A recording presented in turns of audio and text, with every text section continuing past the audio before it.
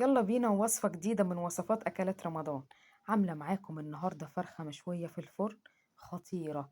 تتبيلة تحفة، والطعم رائع، والسوى مفيش أحسن من كده. شايفين؟ زبدة، وحاطة تحتها كده شوية خضار برضو حلو جدا إن هو يتاكل، وقلبها ما شاء الله تحفة. أهو شايفين؟ يلا بينا نشوف عملنا إيه. نيجي هنا نسمي الله.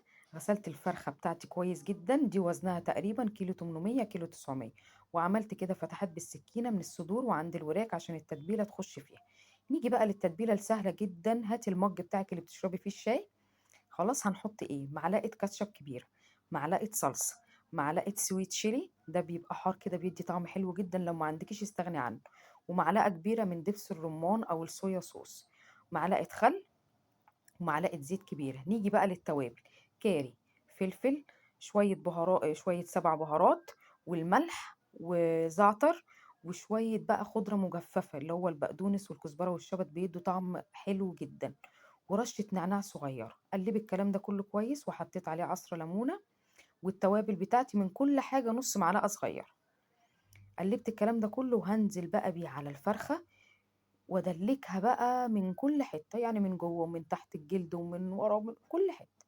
خلاص، اعملها زي مساج كده، واسيبها بقى في التتبيله دي.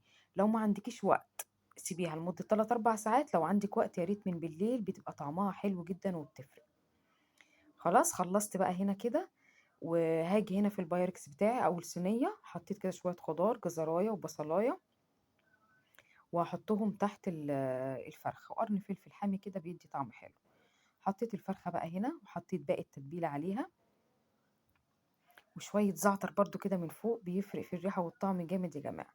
وشوية زيت من على الوش، وهقفلها تقفيل كويس جدا، وهدخلها الفرن تعيش بقى حياتها كده. بعد ساعة تقريبا شلت الورق الفويل، وخدت اللون الجميل ده اهو، من غير ما افتح الشواية، وبقت شكلها كده. وجربوها خطيرة، وكل سنة وانتم طيبين.